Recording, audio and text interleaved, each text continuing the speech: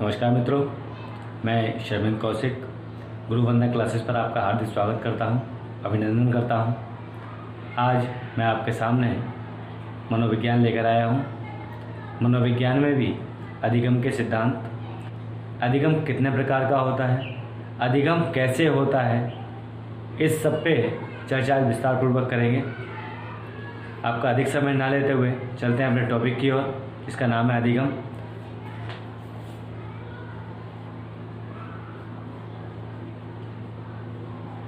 अधिगम का अर्थ,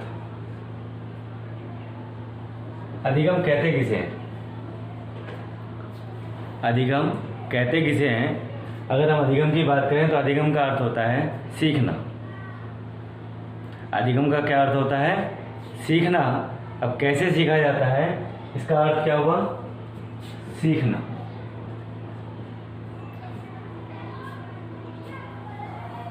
कुछ लोग अपने परिवेश से सीखते हैं, कुछ लोग समाज से सीखते हैं, जहाँ रह रहे होते हैं वहाँ से सीखते हैं, घर से सीखते हैं। वातावरण में उपस्थित उद्दीपकों के माध्यम से ज्ञान ग्रहण करना क्या कहलाता है? हमारा अधिगम कहलाता है। चलिए लिख सकते हैं इसको। सीखना, अधिगम का क्या अर्थ है? वातावरण में उपस्थित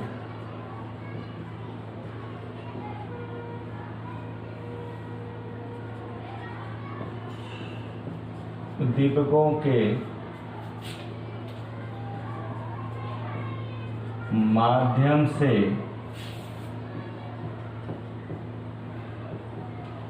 ज्ञान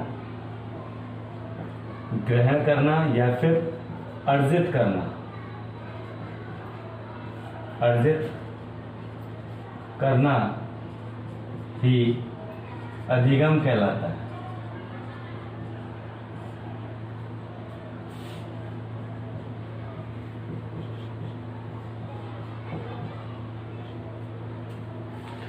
वातावरण में उपस्थित उद्दीपकों के माध्यम से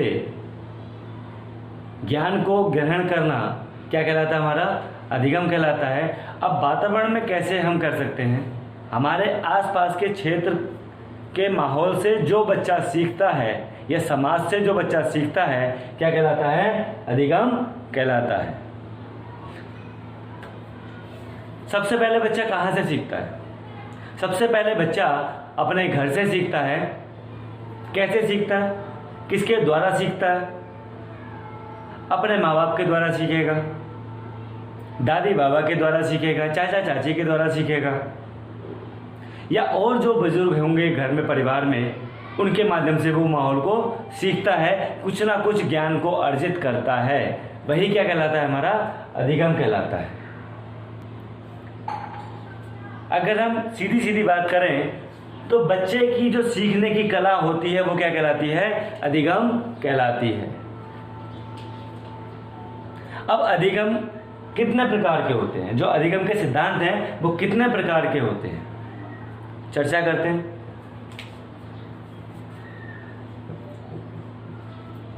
अधिगम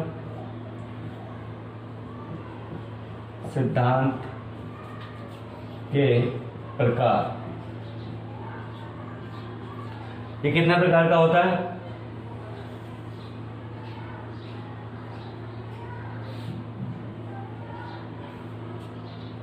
ये मुख्यतः रूप से दो प्रकार का होता है। कितना प्रकार का? दो प्रकार का। क्या होता है दो प्रकार का? अधिगम सिद्धांत मुख्यतः रूप से दो प्रकार का होता है। कौन कौन सा होता है, बात करते हैं। व्यवहारवादी सिद्धांत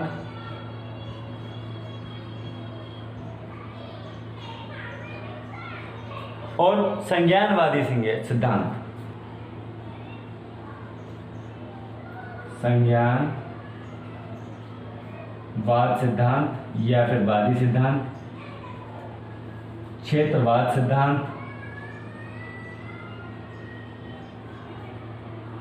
या फिर गेस्टाल्ट गेस्टाल्टवाद का सिद्धांत, सब एक ही है। चाहे इसको संज्ञानवाद सिद्धांत कह दीजिए, चाहे क्षेत्रवाद सिद्धांत कह दीजिए, या फिर गेस्टाल्टवाद का सिद्धांत कह दीजिए। अधिगम का सिद्धांत दो प्रकार का होता है। कौन कौन सा होता है? नंबर 1 है व्यवहारवादी का सिद्धांत, और नंबर 2 कौन सा है? संज्ञानवाद का सिद्धांत, या फिर क्षेत्रवाद का सिद्धांत, या फिर आपका गेस्टाल्टवाद का सिद्धांत। मुख्यतः रूप से जो पेपर में पूछा जाता है वो गेस्टाल्टवाद का सिद्धांत पूछा जाता है। या तो गेस्टाल्टवाद पूछेगा या फिर आपसे संज्ञानवाद का सिद्धांत पूछेगा। यह आपको विशेष ध्यान रखना है। व्यवहारवाद का सिद्धांत क्या है, इस पर चर्चा करते हैं। यह कितने प्रकार का होता है? ये 5 प्रकार का होता है। कितने प्रकार का होता है? 5 प्रकार का होता है। व्यवहारवाद के सिद्धांत से कैसे बच्चा सीखता है, हम इस पर चर्चा कर लेते हैं। बच्चा व्यवहार से कैसे सीखता है? बच्चा देखता है माहौल क्या है, किस व्यक्ति का क्या व्यवहार है, उससे जो सीखता है वो क्या कहलाता है? हमारा अधिगम कहलाता है। क्या कहलाता है? अधिगम कहलाता है। बच्चा व्यवहार से भी सीखता है, संज्ञान से भी सीखता है, क्षेत्र से भी सीखता है।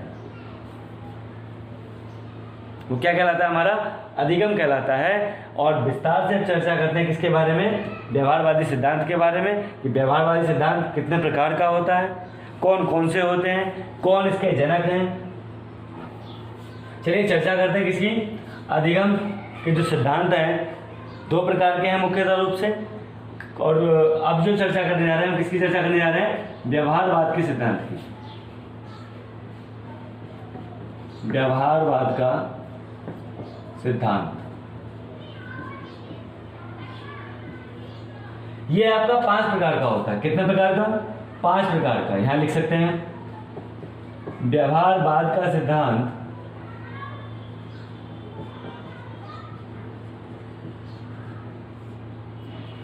मुख्यतः रूप से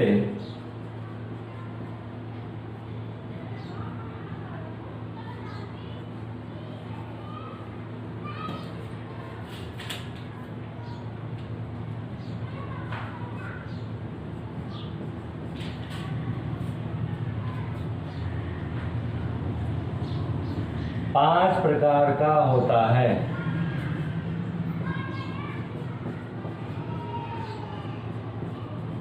कितने प्रकार का होता है? मुख्यतः रूप से व्यवहारवाद का सिद्धांत 5 प्रकार का होता है। कौन कौन से होते हैं चर्चा करते हैं। नंबर 1 है आपका अनुकूलित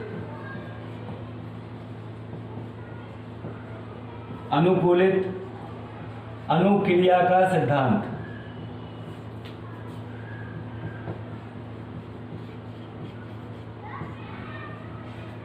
नंबर 2 पुनर्वलन का सिद्धांत।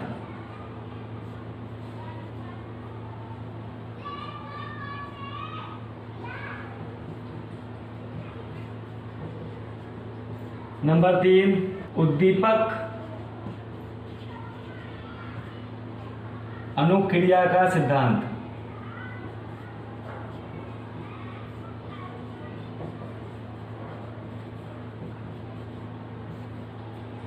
नंबर 4 क्रिया प्रसूत का सिद्धांत।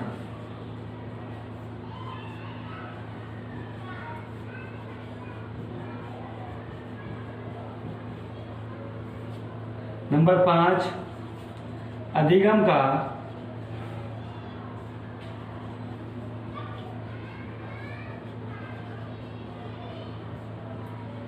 सिद्धांत।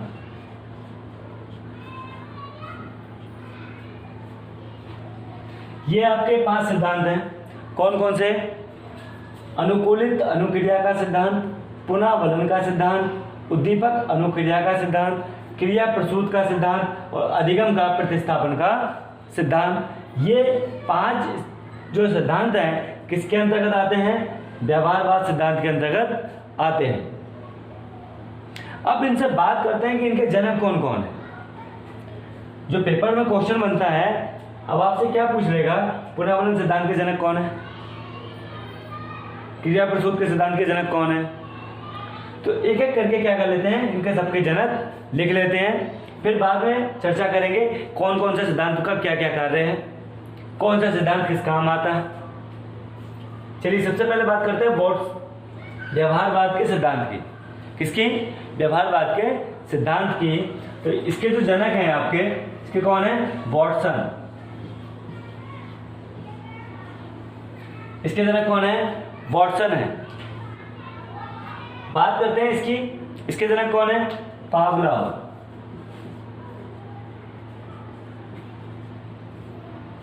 अनुकूलित अनुक्रिया के सिद्धांत के जनक कौन है? पावलोव है। अनुकूलित अनुक्रिया के सिद्धांत के जनक कौन है? पावलोव है। पुनर्वलन के सिद्धांत के जनक कौन है? क्लार्क हल। कौन? क्लार्क हल। उद्दीपक के जनक कौन है? थॉर्नडाइक। क्रिया प्रसूत के स्किनर। और अधिगम का प्रतिस्थापन का सिद्धांत एडविन रे गुथरी। एडविन रे गुथरी, ये इसकी जनक। एक बार जल्दी से याद कर लेते हैं, कैसे याद कर सकते हैं। व्यवहारवाद के सिद्धांत के जनक कौन है? वॉटसन है। अनुकूलित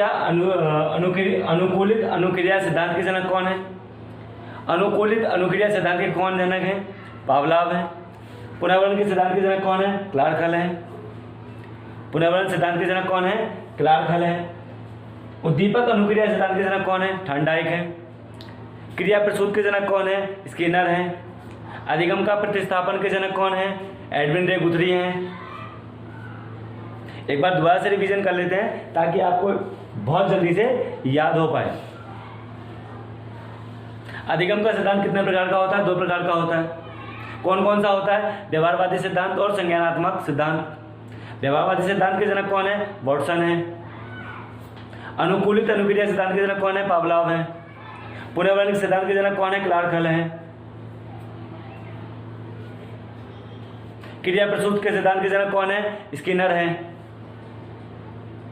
उद्दीपक अनुक्रिया सिद्धांत के जनक कौन है? थॉर्नडाइक है। अधिगम का प्रतिस्थापन के सिद्धांत के जनक कौन है? एडविन रे गुथरी हैं। तो याद हो गया होगा, क्या हो गया होगा? याद हो गया होगा। मेरे साथ साथ आपको भी बोलना है, इससे क्या होगा, आपको भी क्या हो जाएगा? याद हो जाएगा। अब इसमें क्वेश्चन किस तरीके के बनते हैं? क्वेश्चन किस प्रकार के बनते हैं आपसे पूछा जाएगा। पुनर्वलन का सिद्धांत किसके अंतर्गत आता है? अब आपको क्या दे रहा है? व्यवहारवाद नहीं दे रहा है, खाली पुनर्वलन दे रहा है। पुनर्वलन में पूछेगा पुनर्वलन के किसके अंतर्गत आता है, तो आपको अगर पता होगा व्यवहारवादी सिद्धांत के अंतर्गत आता है तो आप व्यवहारवादी सिद्धांत टिक कर देंगे। अब वो आपसे पूछेगा कि पुनर्वलन सिद्धांत के जनक कौन है, तो आप क्या कहेंगे? पुनर्वलन सिद्धांत के जनक क्लार्क हल हैं। कौन है? क्लार्क हल हैं। अब आपसे पूछता है अगला क्वेश्चन, क्रिया प्रसूत के जनक कौन है?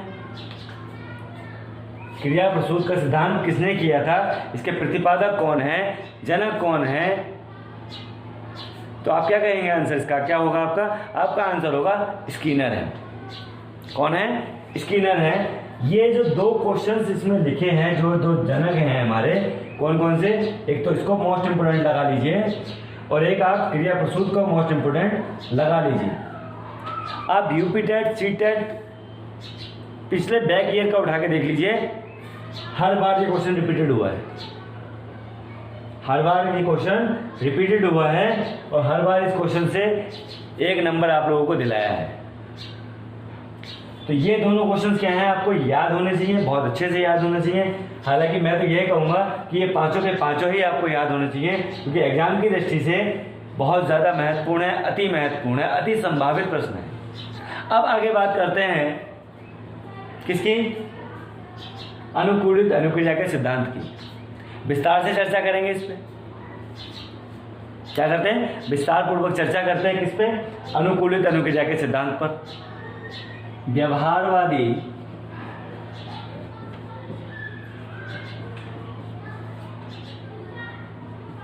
सिद्धांत के जनक। अभी हम बता चुके हैं व्यवहारवादी सिद्धांत के जनक कौन है, वॉटसन है। कौन, वॉटसन है। अब बात करते हैं इसी का कौन सा है नंबर 1, कौन सा, अनुकूलित अनुक्रिया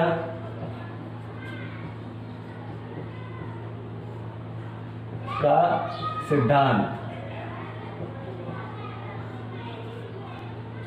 इसके जनक कौन है, अनुकूलित अनुक्रिया के सिद्धांत के जनक कौन है, पावलाव है। कौन है, पावलाव। कौन है इसके जनक, पावलाव हैं।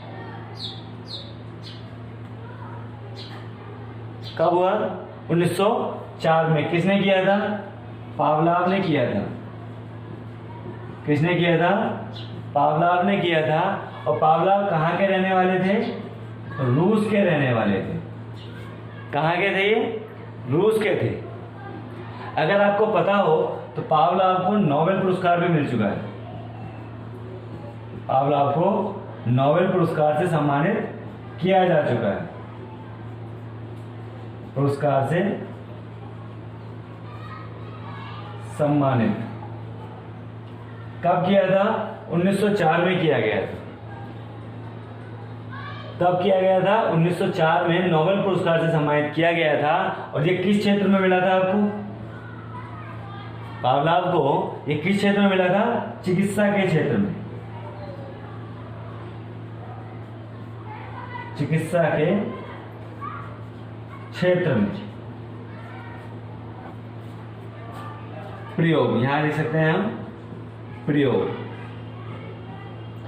प्रयोग किस पर किया है उन्होंने, कुत्ते की लार पर किया था। कुत्ते की लार का नाम क्या था, कुत्ते की लार का क्या नाम था, टेरोटिक,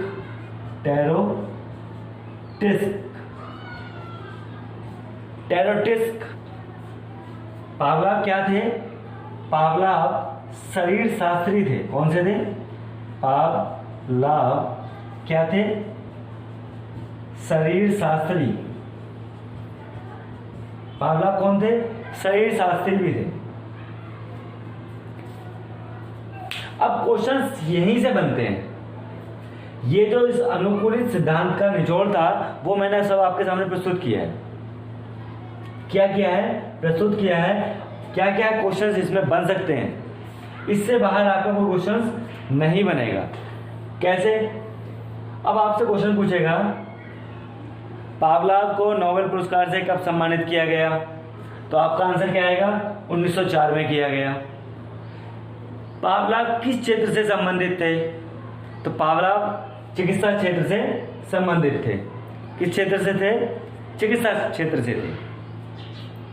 पावलाव को क्या कहा जाता है, पावलाव को शरीर शास्त्री के नाम से भी जाना जाता है। पावलाव ने अपना प्रयोग किसके ऊपर किया, पावलाव ने अपना प्रयोग कुत्ते के ऊपर किया था, कुत्ते की लार के ऊपर किया था। कुत्ते पे तो किया था, लेकिन कुत्ते पे किस पे किया था, कुत्ते की लार के ऊपर किया था। कुत्ते की लार का क्या नाम था, तो कुत्ते की लार का नाम टेरोटिक्स था। क्या था, टेरोटिक्स था। मजा आ रहा है ना क्लास में, समझ में भी आ रहा होगा, मजा भी आ रहा होगा। जितने इसमें बन सकते थे वो मैंने क्वेश्चंस आपके सामने प्रस्तुत कर दिए हैं। इससे बाहर शायद ही कोई क्वेश्चंस आपके एग्जाम में आने वाला है। हाँ, एक रह गया, ये कहाँ के निवासी थे, पावलाव कहाँ के निवासी थे, तो पावलाव रूस के निवासी थे। कहाँ के थे, रूस के थे। अब विस्तार से चर्चा करते हैं, इसकी परिभाषा भी जानेंगे, कुत्ते की लार पर किस प्रकार से उन्होंने प्रयोग किया इसके बारे में भी हम जानेंगे। तो चलिए करते हैं विस्तार से चर्चा इनके प्रयोग के ऊपर। अनुकूलित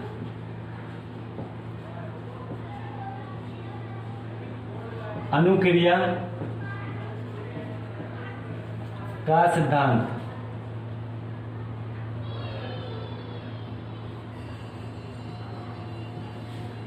अनुकूलित अनुक्रिया का सिद्धांत। अगर मैं आपसे कह दूं कि अनुक्रिया का क्या अर्थ होता है, तब आप क्या कहेंगे? अनुक्रिया का क्या अर्थ होता है? अनुक्रिया का अर्थ होता है व्यवहार। क्या होता है? व्यवहार। अब हमें क्या ज्ञात करना है? अनुकूलित अनुक्रिया को किन किन और नामों से जाना जाता है, या इसके क्या उपनाम हैं, उसकी विस्तार से चर्चा कर लेते हैं। वो कौन कौन से नाम हैं जिन्हें हम अनुकूलित अनुक्रिया के नाम से भी जानते हैं, या इसके भेद कौन कौन से हैं? तो यहां हेडिंग डाल लीजिए उपनाम। किसके उपनाम है ये? अनुकूलित अनुक्रिया के कौन कौन से नाम हैं, उनको याद कर लीजिए। अनुबंधन का सिद्धांत, पहला क्या है आपका? अनुबंधन, अनुबंध का सिद्धांत। दूसरा क्या है? Classical theory.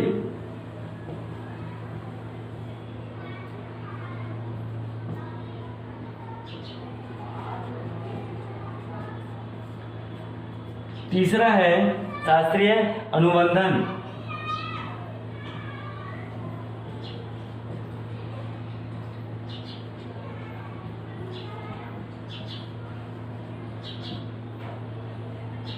शास्त्रीय अनुबंधन। चौथा क्या है? CR theory.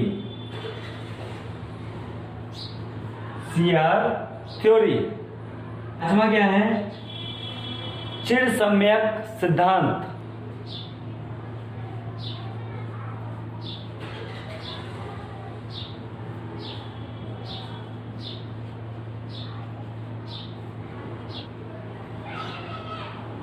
संबंध प्रत्यावर्तन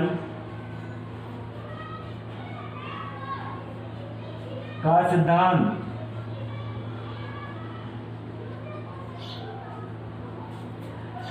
चिर सम्यक सिद्धांत या फिर संबंध प्रत्यावर्तन का सिद्धांत। अधिगम का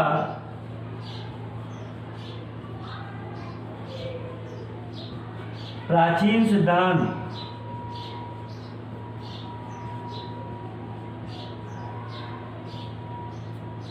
और लास्ट है आपका अधिगम का परंपरागत सिद्धांत। ये आपके और नामों से जाना जाता है। किसे जाना जाता है? अनुकूलित अनुक्रिया के जो सिद्धांत हैं उसको इन नामों से और जाना जाता है।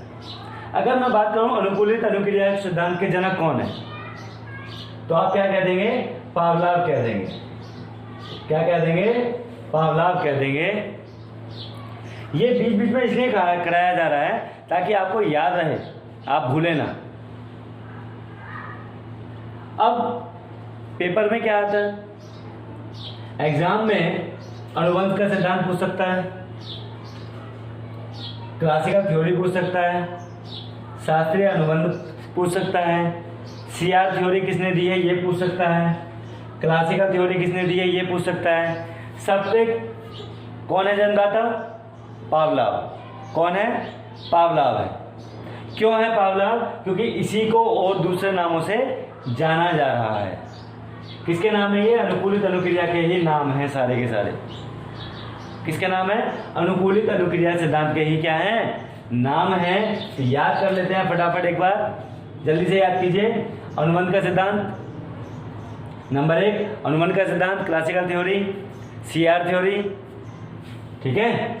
शास्त्रीय अनुबंधन, शास्त्रीय अनुबंधन, अधिगम का प्राचीन सिद्धांत, अधिगम का परंपरागत सिद्धांत, अधिगम का प्राचीन सिद्धांत, अधिगम का परंपरागत सिद्धांत, चिर सम्यक सिद्धांत, चिर सम्यक सिद्धांत या फिर संबंध प्रत्यावर्तन का सिद्धांत, संबंध प्रत्यावर्तन का सिद्धांत। चिर सम्यक को किस दूसरे नाम से भी जाना जाता है, किस नाम से? संबंध प्रत्यावर्तन के नाम से भी इसको जाना जाता है। तो याद हो गए होंगे, एक बार और रिवाइज करते हैं। अनुबंधन का सिद्धांत, अनुबंध का सिद्धांत क्लासिकल थ्योरी, CR थ्योरी, शास्त्रीय अनुबंधन, प्राचीन हाँ, अधिगम का प्राचीन सिद्धांत, अधिगम का परंपरागत सिद्धांत। ये हमें याद हो गया। क्या याद हो पाया आपको? हो गया ना?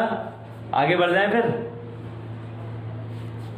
चलिए अब बात कर लेते हैं अनुकूलित अनुक्रिया का सिद्धांत कैसे काम करता है। इन्होंने, पावलाव ने जो कुत्ते पर प्रयोग किया है, कौन कौन सा उद्दीपक बनाए, कौन सा उसमें उद्दीपक रहा, कैसे काम किया, कैसे नहीं किया, वो हम एक पिक्चर के माध्यम से समझ लेंगे। अब इसकी परिभाषा की बात अगर हम करें, परिभाषा कैसे हम इसकी लिख सकते हैं, इसकी परिभाषा को भी बहुत आसान भाषा में मैं क्या कराता हूँ, अभी आपको याद कराता हूँ। कैसे क्या कराता हूँ? याद करा देता हूँ, और बहुत आसान वाली भाषा में आपको याद हो जाएगी और आप कभी जीवन में नहीं भूलेंगे। जब मनुष्य कोई भी कार्य अपनी स्वेच्छा से या अपनी क्रिया अनुसार करता है तो वो क्या कहलाता है? अनुकूलित अनुक्रिया का सिद्धांत कहलाता है। कैसे? अब मैं इसको स्पष्ट करता हूं कैसे हो। जब कोई मनुष्य किसी ऐसी जगह पर जाते हैं जहां पे खुशी का माहौल हो, जहां पर खुशी का माहौल होता है, तो क्या होता है? वहां पर मनुष्य अपने आप को उसी अनुसार ढाल लेता है। तो वो क्या कहलाता है? हमारा अनुकूलित अनुक्रिया का सिद्धांत कहलाता है।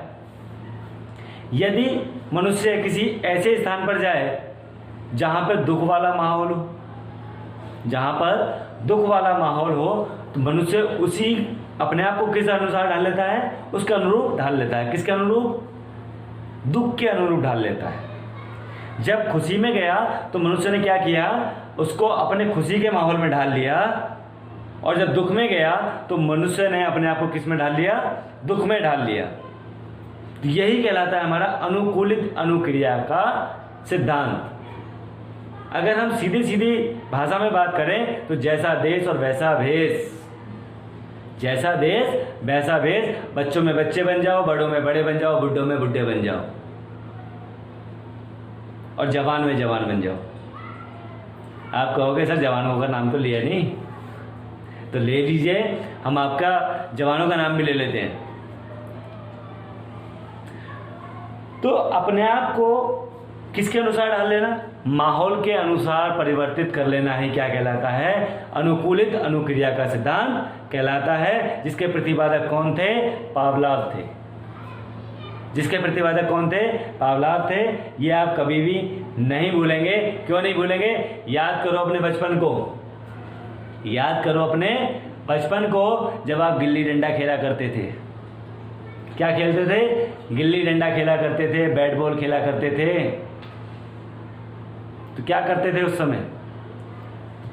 जब हम गिल्ली डंडा खेल रहे हैं तो गिल्ली डंडे वाला माहौल मिला, और जब हम बैट बॉल खेलने पहुंच गए तो वहां पे 11 प्लेयर मिले और हमने अपने आप को उसी रूप में ढाल लिया। क्या खेलना है अब हमें? बैट बॉल खेलना है, या फिर अभी हमें गिल्ली डंडा खेलना है।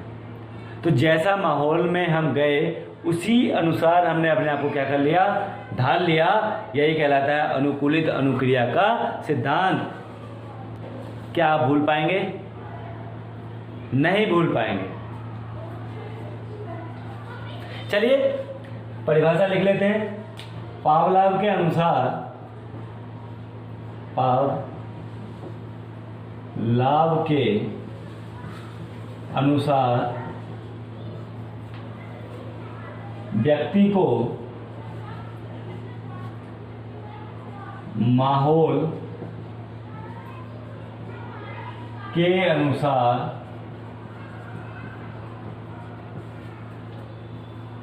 व्यक्ति को माहौल के अनुसार ढलना ही अनुकूलित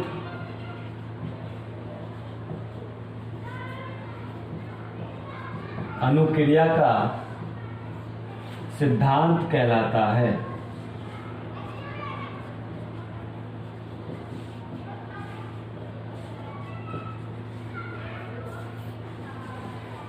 हमने अपने आप को क्या ढाल लिया, जो माहौल था उसके अनुसार ढाल लिया, और वो क्या कहलाता है, हमारा अनुकूलित अनुक्रिया का सिद्धांत कहलाता है। पावलाव का जो प्रयोग था, प्रयोग देख लेते हैं। पावलाव द्वारा किया गया प्रयोग किस पे किया था, कुत्ते पर किया था। किस पे किया था, कुत्ते की लार पर। किस पर, कुत्ते की लार पर किया था। ये तो हमने साधारण बोलचाल की एक परिभाषा आपको बता दी है। जो इसकी दूसरी परिभाषा है वो अभी बताएंगे कब, जब प्रैक्टिकल हो जाएगा हमारा यहाँ।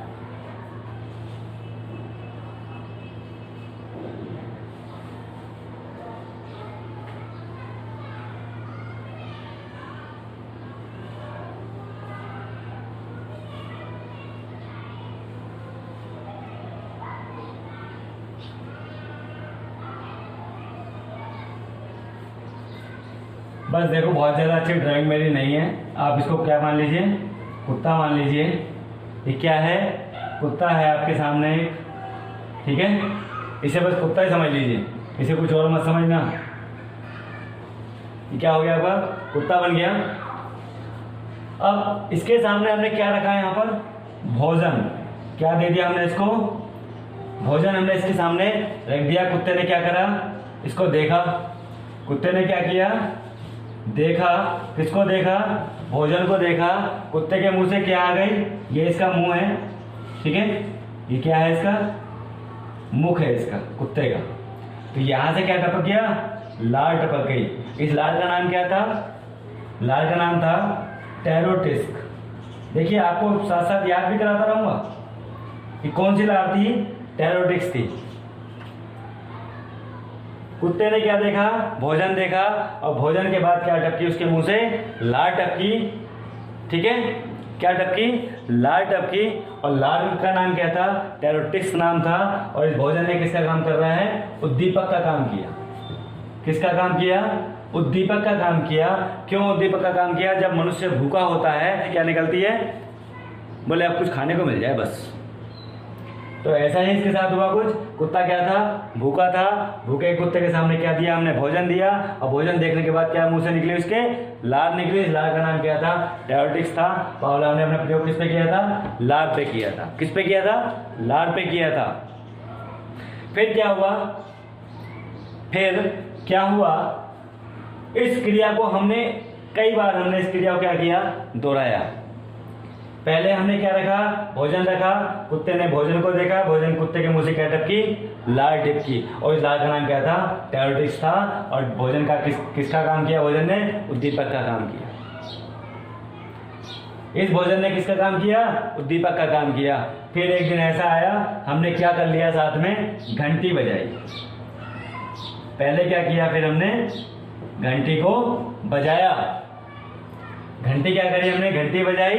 फिर उसके बाद हमने भोजन दिया। पहले क्या किया, घंटी बजाई, उसके बाद भोजन दिया। कुत्ते ने देखा, कुत्ते के मुंह से क्या आई, लार आई। उस लार का नाम क्या था, टेरोटिक्स था। इस क्रिया को हमने फिर से दोहराया। क्या, कैसे दोहराया, पहले हमने क्या बजाई, घंटी बजाई। और कुत्ते को फिर क्या दिया, भोजन दिया। कुत्ते ने देखा और कुत्ते के मुंह से क्या आई, लार आई। फिर एक बार हमने इस क्रिया को भी हमने कितनी बार किया, कई दिन तक हमने इस क्रिया को भी किया। और फिर बाद में क्या किया, बाद में क्या किया, घंटी बजाई, लेकिन हमने भोजन को नहीं रखा। घंटी तो बजाई, भोजन को नहीं रखा, लेकिन फिर भी कुत्ते के मुंह से क्या आई, लार आई। क्यों, क्योंकि कुत्ता समझ चुका था कि क्या होता है जब घंटी बजती है तो क्या आता है मेरे आगे, भोजन आता है। क्या आता है मेरे आगे, भोजन आता है। तो क्या समझ गया, कुत्ते ने समझा कि जैसे ही घंटी बजी उसके आगे भोजन आएगा और मुंह से क्या निकलेगी, लार निकलेगी। लेकिन इस बार ऐसा नहीं हुआ, घंटी बजाई, भोजन उसके आगे नहीं आया, लेकिन कुत्ते की लार फिर भी निकली। तो भोजन का किसका काम किया, उद्दीपक का कार्य किया। प्रकृति का क्या नियम है, खाने पीने की जो भी वस्तु देखकर हमारे मन में जो लार आती है वो कौन सी क्रिया कहलाती है, एक स्वाभाविक उद्दीपक कहलाता है। क्या कहलाता है? स्वाभाविक उद्दीपक। स्वाभाविक उद्दीपक कहलाता है। क्यों कहलाता है? ये एक नेचुरल प्रक्रिया है, प्रकृति का नियम है। कैसे? अब मनुष्य के ऊपर ले लेते हैं एक एग्जाम्पल। कैसे? आपने देखा होगा जब कभी मेले में जाते हैं तो वहां पे गोलगप्पे होते हैं। क्या होते हैं? गोलगप्पे होते हैं और हमारे मुंह में क्या आ जाता है? पानी आ जाता है। ये भी क्या है? स्वाभाविक प्रक्रिया है। ये कौन सी प्रक्रिया है? स्वाभाविक प्रक्रिया है। गोलगप्पे को देख के मनुष्य के मुंह में पानी आना, आम को देखकर मनुष्य के मुंह में पानी आना, या फिर इमली को देखकर मनुष्य के मुंह में पानी आना, ये कैसी प्रक्रिया है? स्वाभाविक प्रक्रिया है। और स्वाभाविक प्रक्रिया क्या कहलाती है? स्वाभाविक उद्दीपक का कार्य करती है। जिस प्रकार कुत्ते ने भोजन को देखकर क्या किया? मुंह से लार आई, उसी प्रकार मनुष्य भी खट्टी पदार्थों को देखकर या किसी स्वादिष्ट भोजन को देखकर मन में जो लार उत्पन्न होती है वो क्या कहलाती है? स्वाभाविक उद्दीपक कहलाता है। और किससे संबंधित है ये? अनुकूलित अनुक्रिया का सिद्धांत कहलाता है। पावलाव ने यही सिद्धांत में बताया है। पावलाव द्वारा इस सिद्धांत में यही बताया गया है। तो समझ में आ गया होगा? क्या समझ में आया? क्या ये जो लार का आना है, कुत्ते के मुंह से लार का आना, ये कैसा उद्दीपक है? स्वाभाविक उद्दीपक है। अब इसमें कहां से क्वेश्चन बनेगा वो मैं बताता हूं। सबसे पहले एग्जाम में पूछता है लार का क्या नाम था? तो आपको याद हो गया होगा, टेरोटिस्क नाम था। क्या नाम था? टेरोटिस्क नाम था। पावलाव ने अपना प्रयोग किस पर किया? पावलाव ने अपना प्रयोग एक कुत्ते पर किया था। किस पर किया था? कुत्ते पर किया था।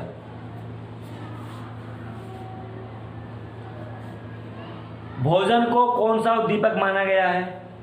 भोजन को स्वाभाविक उद्दीपक माना गया है, क्योंकि मनुष्य हो या जानवर किसी भी स्वादिष्ट पदार्थ को देखकर या स्वादिष्ट भोजन को देखकर मन में जो लार का आना है वो क्या कहलाता है? स्वाभाविक प्रकृति का नियम कहलाता है। और यही स्वाभाविक क्या है? उद्दीपक भी है। या एक और उदाहरण देख लेते हैं, मजेदार उदाहरण। क्या देखते हैं? एक और उदाहरण देखते हैं, उससे आपका क्लियर हो जाएगा। एक बार मैं कहाँ गया? जंगल। अब जंगल में मंगल नहीं करने गए थे।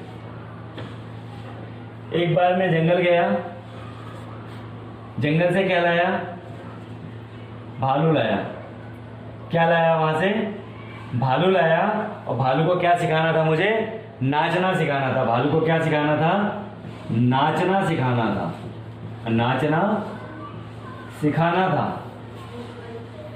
एक बार मैं जंगल गया, जंगल से भालू लाया, भालू को क्या सिखाना था? नाचना सिखाना था। अब मैंने क्या सोचा कि भालू को नाचना कैसे सिखाया जाए? मैंने क्या सोचा? भालू को नाचना कैसे सिखाया जाए? तो हमने क्या किया? भालू को बैठाया। ठीक, भालू के बाद क्या ले लिया हमने? गरम तवा ले लिया। क्या ले लिया? गरम तवा। तवा कौन सा? जिस पर रोटियां सेकी जाती हैं। पैर कहाँ रखवाया? गरम तवे पर रखवाया। गरम तवे पर। जंगल गया, जंगल से भालू लाया, भालू का पैर कहाँ रखवाया? गरम तवे पर रखवाया। तो जैसे ही तवे पर भालू का पैर पड़ा तो पैर ने क्या उठाया? भालू ने पैर को उठाया।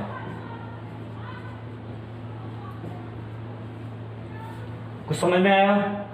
एक बार जंगल गया, जंगल से भालू लाया, भालू का पैर कहाँ रखवाया? गरम तवे पर रखवाया।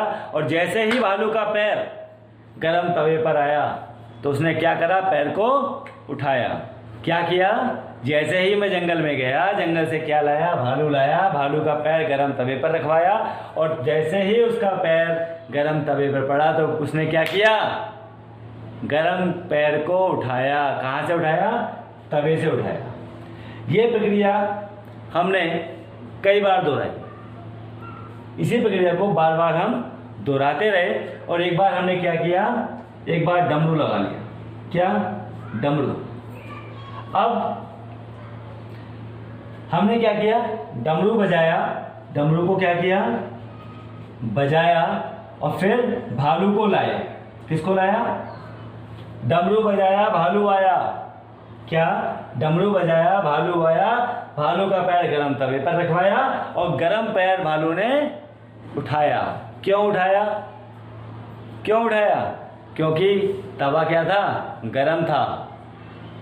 इस प्रक्रिया को हम कई बार करते हैं, इस प्रक्रिया को हम बार बार दोहराते हैं, अभ्यास करते हैं उसी चीज को। किसका अभ्यास करा रहे हैं, भालू को अभ्यास करा रहे हैं। किसका वो अभ्यास करा रहे हैं, भालू को अभ्यास करा रहे हैं। इस प्रक्रिया को बार बार करने के बाद फिर हम एक दिन ऐसा आता है, डमरू बजाते हैं। क्या बजाया, डमरू बजाया, और डमरू का पैर, अब की बार हमने क्या किया, गरम तवा उसके पैर के नीचे नहीं रखा, लेकिन फिर भी उसने पैर को उठाया। क्यों, क्योंकि अब भालू समझ चुका था, क्या समझ चुका था, कि जैसे ही डमरू बजेगा तब क्या आएगा, मेरा पैर के नीचे गरम तवा आएगा और मुझे पैर को उठाना पड़ेगा, मुझे पैर को क्या करना पड़ेगा, उठाना पड़ेगा। अब भालू क्या कर चुका था, समझ चुका था। अब इसमें उद्दीपक क्या हुआ, अब इसमें बताइए मुझे उद्दीपक क्या है। अब इसमें क्या हुआ, डमरू और भालू के पैर के बीच में क्या हो गया, अनुबंधन हो गया।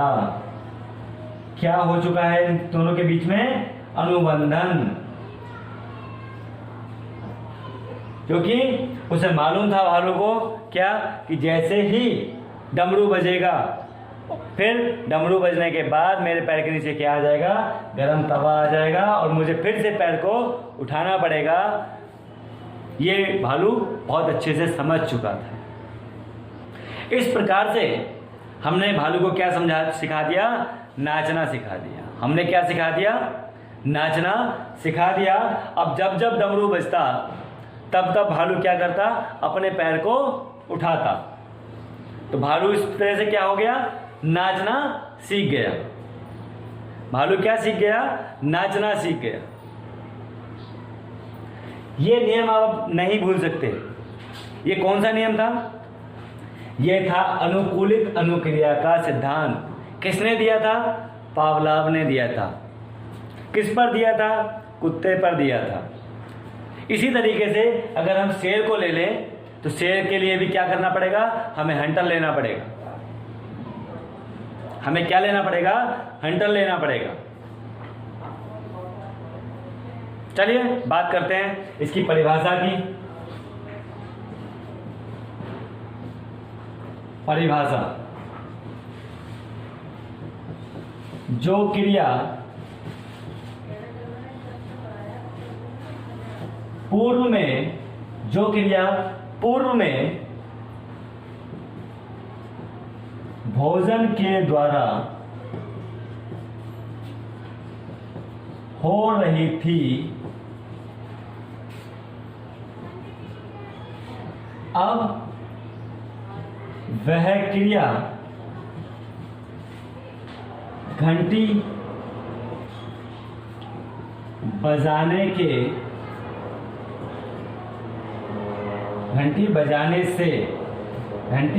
से होने लगी।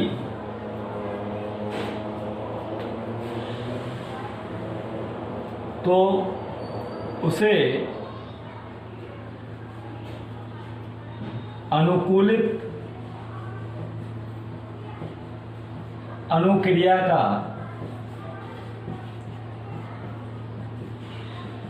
सिद्धांत कहते हैं।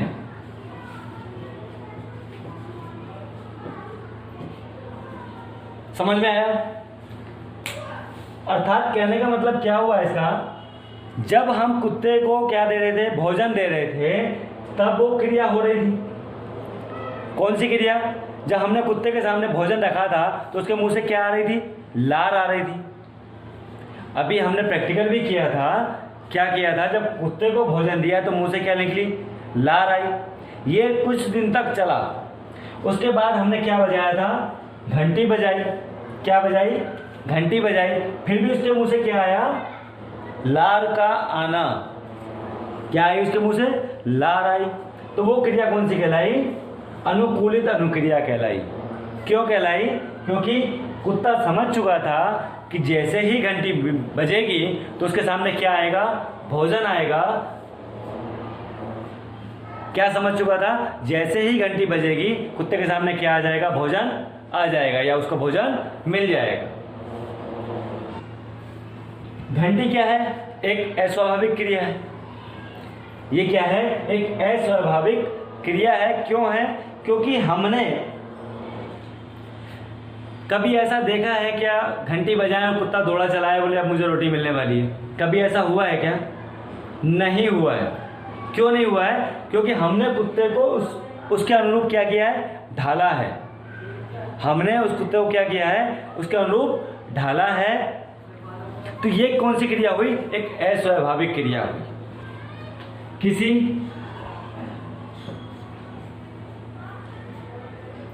अस्वाभाविक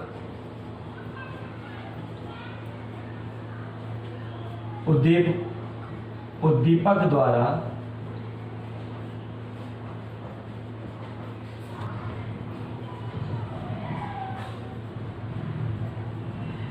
स्वाभाविक क्रिया का होना अनुकूलित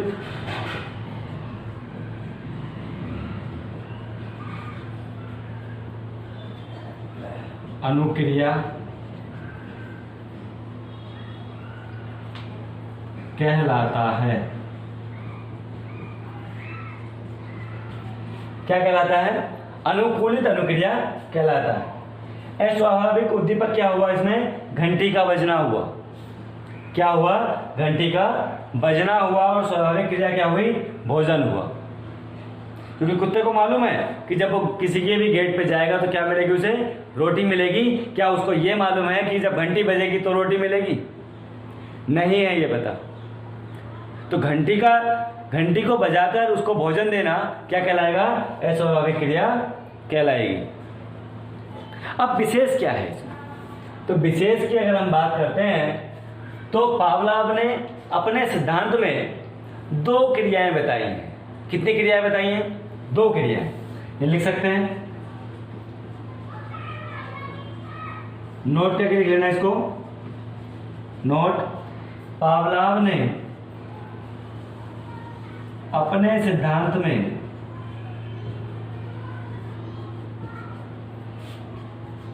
दो क्रियाएं बताई हैं।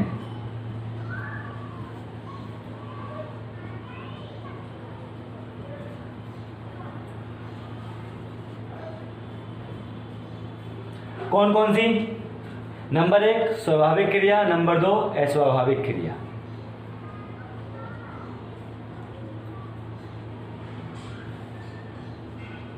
स्वाभाविक क्रिया और नंबर 2 है अस्वाभाविक क्रिया।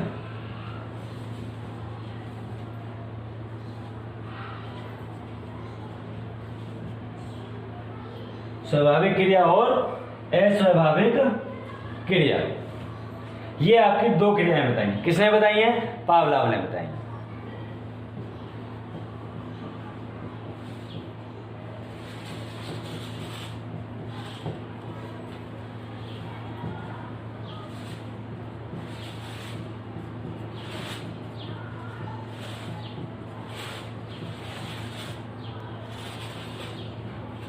स्वाभाविक क्रिया क्या है? अनानुबंधित क्रिया है और ये अनुबंधित क्रिया है। स्वाभाविक क्रिया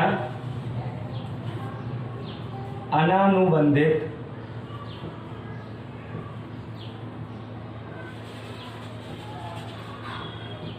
क्रिया है। क्यों? क्योंकि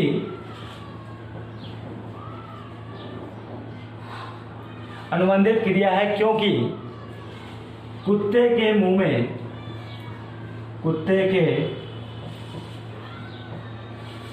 मुंह में भोजन की वजह से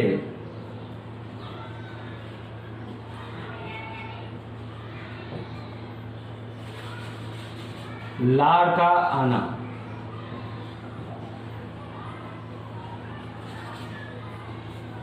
अनानुबंधित क्यों है? क्योंकि जब कुत्ते को क्या दिखाया जाता है, भोजन दिखाया जाता है, तो उसके मुंह में क्या आ जाती है? लार आ जाती है। इसीलिए स्वाभाविक क्रिया कौन सी क्रिया अनानुबंधित क्रिया कहलाती है? कौन सी क्रिया? स्वाभाविक क्रिया। अब ये कौन सी कहलाएगी? ये अनुबंधित क्रिया कहलाती है। ये कौन सी क्रिया कहलाती है? अनुबंधित क्रिया। अनुबंधित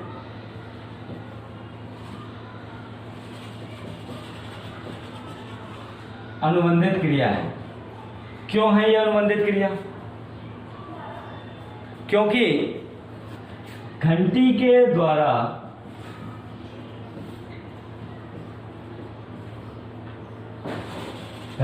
द्वारा कुत्ते के मुंह में क्या आ जाता है? कुत्ते के मुंह में लार आ जाती है। लार का आना, लार का आना। समझ में आ गया? अनानुबंधित कौन सी है और अनुबंधित कौन सी है? इसमें क्या हो रहा है? घंटी के द्वारा कुत्ते के मुंह में लार आ रही है, और इसमें भोजन को देखकर कुत्ते के मुंह में क्या आ रही है? लार आ रही है।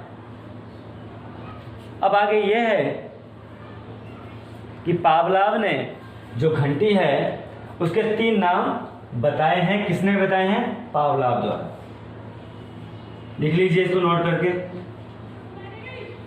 नोट, पावलाव ने घंटी को 3 उपनामों से जाना जाता है। पावलाव द्वारा घंटी को 3 उपनामों से जाना जाता है। किसने कहा है ये? पावलाव ने कहा है। क्या घंटी को कितने नाम से जान सकते हैं हम? 3 नामों से जान सकते हैं। कौन कौन से नाम हैं? लिख लीजिए नाम कौन कौन से? अस्वाभाविक,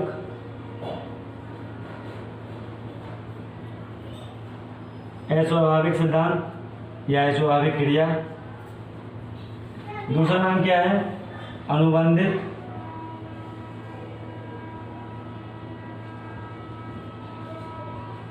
अनुबंधित क्रिया। और तीसरा क्या है?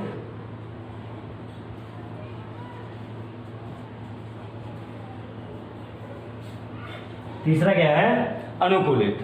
पहला हुआ आपका अस्वाभाविक क्रिया, अनुबंधित क्रिया और अनुकूलित क्रिया। ये वो 3 नाम हैं जो घंटी को दिए गए हैं। किसको दिए गए हैं? घंटी को दिए गए हैं। और किसने दिए हैं? पावलाव ने दिए हैं। किसने दिए हैं? पावलाव ने। तो मित्रों, ये क्लास आपको कैसी लगी? अगर क्लास आपको अच्छी लगी हो तो मेरे चैनल को लाइक और शेयर करना ना भूलें।